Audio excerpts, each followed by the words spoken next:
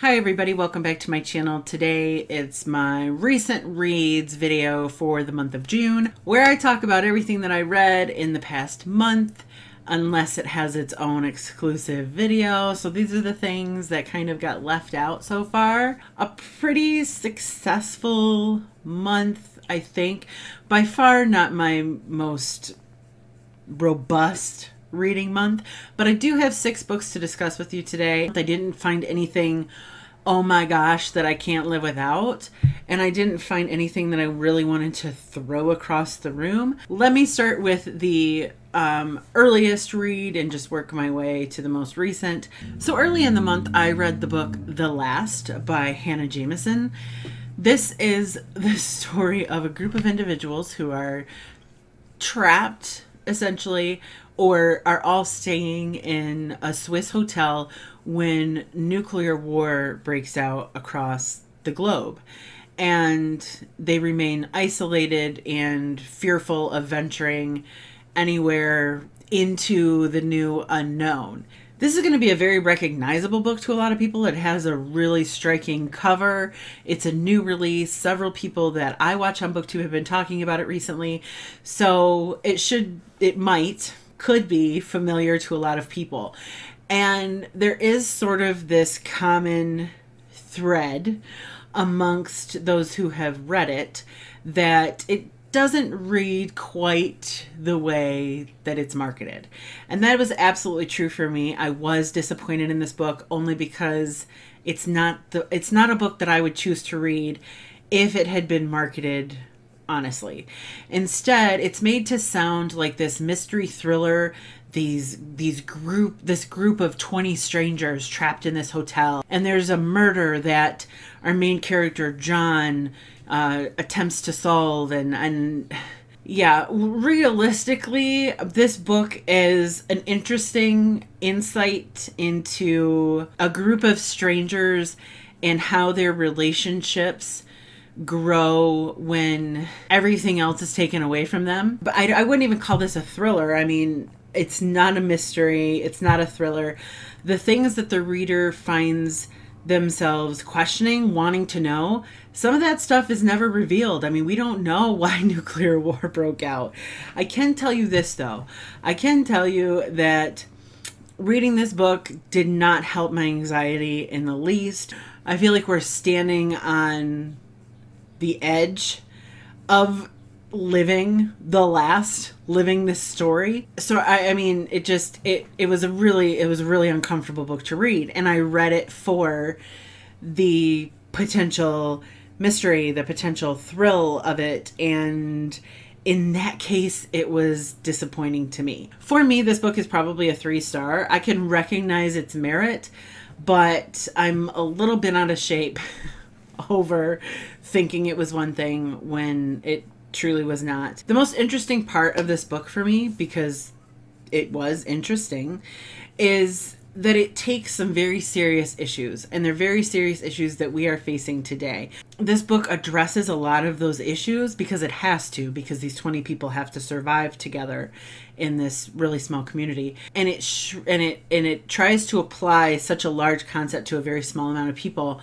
So it just broke it down for me in a really interesting way and made me kind of contemplate if this thing or that thing was happening to somebody that I was actually, stuck with or actually encountered daily or spoken with and had conversations with, would I still feel the same way? In some circumstances I would, and in some circumstances I definitely would not. So that was the most interesting part for me. Again, that's The Last. That's by Hanna Jameson. If you're looking for action, suspense, and mystery, edge of your seat stuff, you're probably going to want to skip this one. Next, I read my Kindle Roulette pick for June. That was The Grave Tender by Eliza Maxwell. I had recently read another Eliza Maxwell book called The Shadow Writer. It was a new release. I read an arc, and I wasn't that impressed. I was surprisingly impressed with, or at least enjoyed myself more than I expected to while reading The Grave Tender.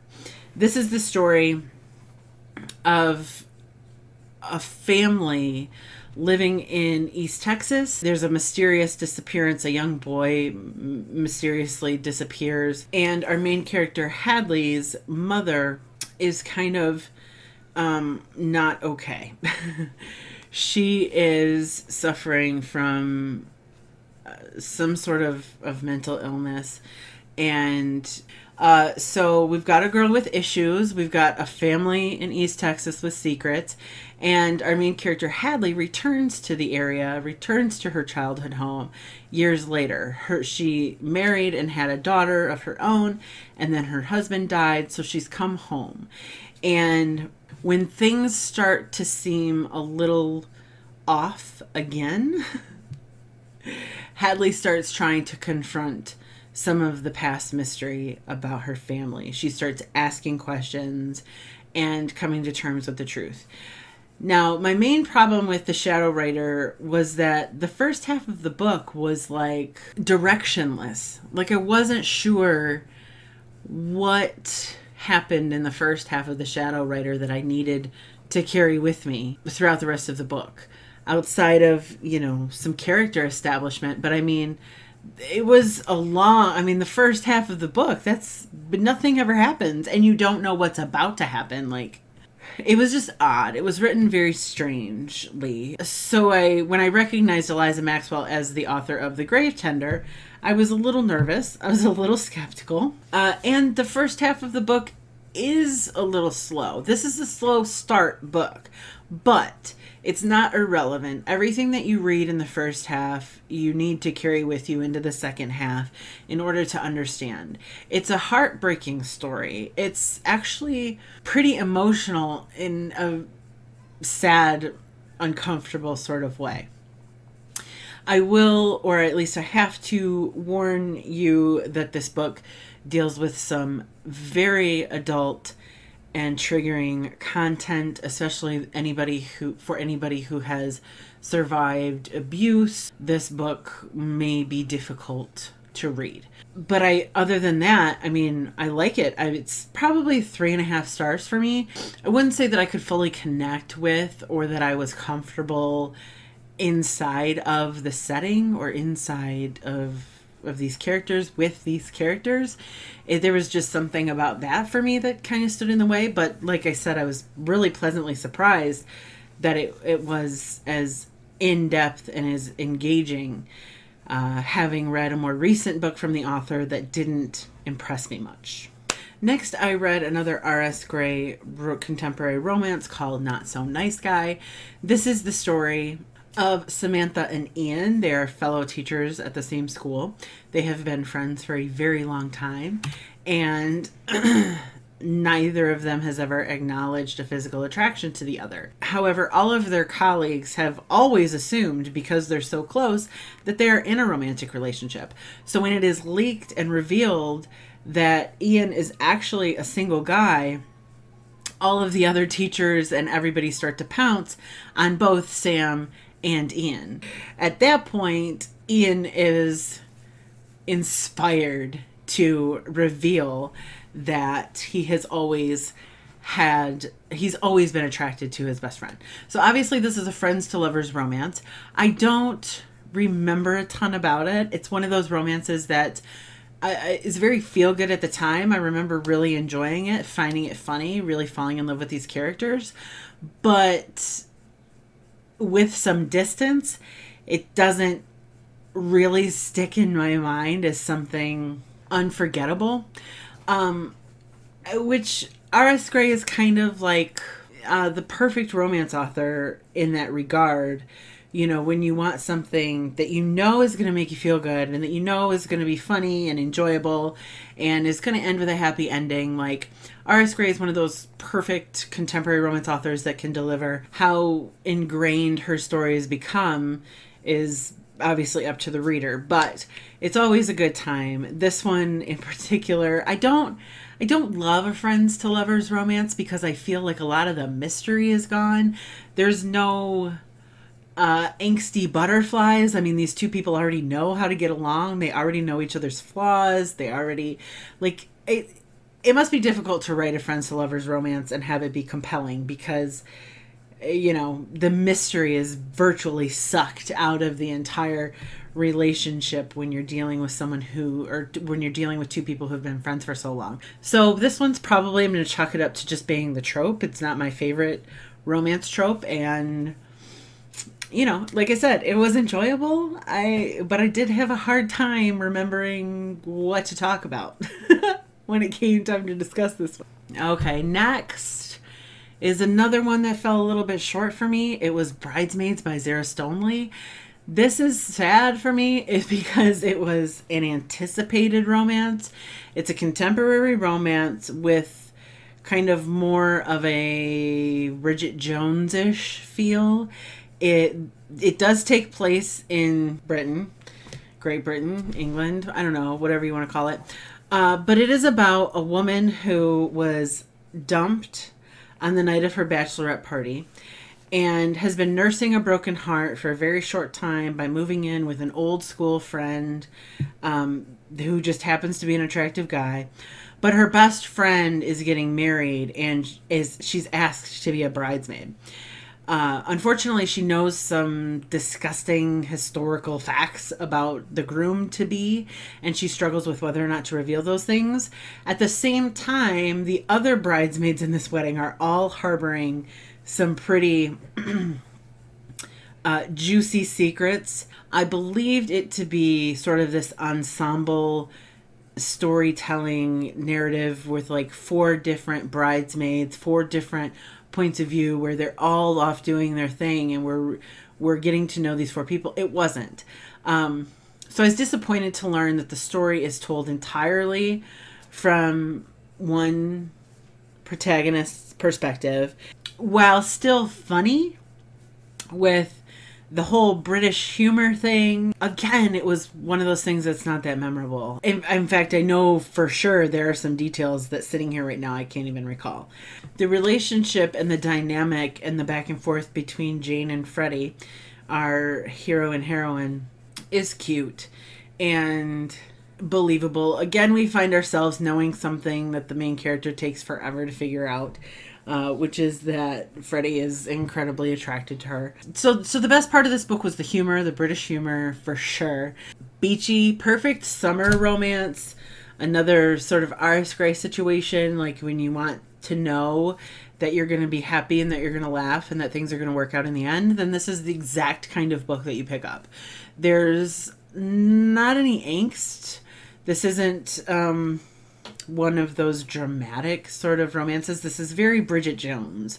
So if you were a fan of that, then you really may like this book and should probably think about giving it a try. The last 2 books, I actually reduced my number of unread book of the month books. I read Dark Matter by Blake Crouch and The Silent Patient by Alex Michaelides. Now, I read Dark Matter first, and I really liked it. Incidentally, I gave both of these books a 4-star. This is a science fiction-y, techno-thrillery book about multiple dimensions.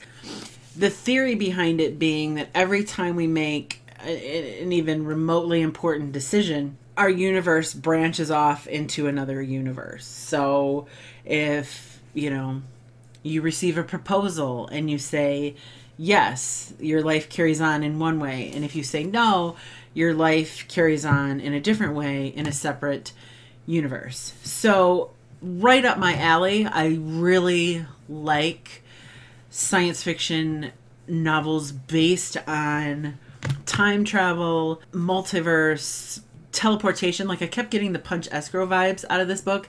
Even though they are about 2 different things, the Punch Escrow is about teleportation. Dark Matter is about, multiple universes or multiple dimensions. So I nerded out on this book. I really enjoyed reading it. I was kind of arrogant in my assumption that I knew kind of what was going to happen, but this book does have a pretty impressive twist, like something that I never would have considered happens. And it's a kind of book that makes me think like, wow, this is a really cool concept. And I love complicated concepts that make an author dream up solutions to a problem that maybe doesn't even exist. Like, how do you handle multiple dimensions? How do you handle multiple universes? Our main character, Jason, is abducted out of his own dimension and forced into another by the Jason in that other dimension. I don't think that reveals too much. So I really liked it, and I'm really looking forward to reading more Blake Crouch because of it. I think that he's the type of author that I will come to respect if the concepts stay complicated and his reasoning and problem solving about those concepts is rational, logical. Or if the concept were true, then the way the rest of the book plays out is totally believable. And that's what I really like in a book. Lastly, or most recently, I read The Silent Patient by Alex Michaelides. Alex Michaelides. So this is the story of a woman who is convicted of shooting her husband in the face 5 times. And she's committed to a psychiatric unit where since the murder, she has not spoken a word.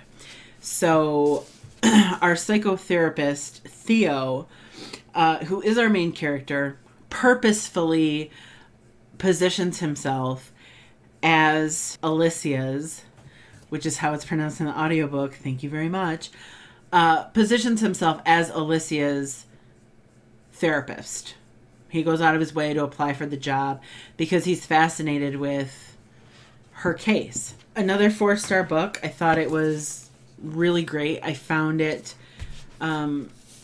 really believable because the Pick My Book winner for June was also set in a psychiatric hospital, and where that one was utterly ridiculous, The Silent Patient seems pretty realistic. The Silent Patient is a story I could definitely believe, definitely get into, definitely become invested in. As far as the twist goes in this one, I called part of it. Not early, but maybe midway through the book, I started thinking, wait a second, why are we being told all this stuff? And that asking myself that question revealed the twist, or the biggest part of the twist. I just didn't have the actual details guessed correctly. So it still surprised me, even though, you know, I called part of it. It also has an ending that I love, like an implied ending. This is really hard for me to explain, but Peter Swanson's The Kind Worth Killing also does this. The action has played out. The circumstances, the cards, everything is on the table. But some of the resolution happens off page. Like, the book ends. The book lays it all out for you and then ends. You know, tells you everything you need to know and then leaves you to imagine how the rest of it played out. I love a book like that. It's not cliffhangery. Like, it literally tells you everything that you need to know, but it hints at it and then just walks away. You know, and I love an ending like that. This one has an ending like that. So all in all, pretty impressed, especially with the 2 Book of the Month books that I ended up reading. Like I said, it was like a 2-star to 4-star month for me. No 5s, no 1s. Everything was just sort of middle of the road, which is fine. I'll take a reading month like that. I know some of you out there have read some of these books that I read in the month of June. I would love to talk with you about them. Let me know what you thought about your reading experience for any of these titles. If you have any questions about them, let me also know that in the comment section down below, and I will do my best to answer them for you. All in all, thanks for hanging out with me in the month of June, and I will see you all very soon.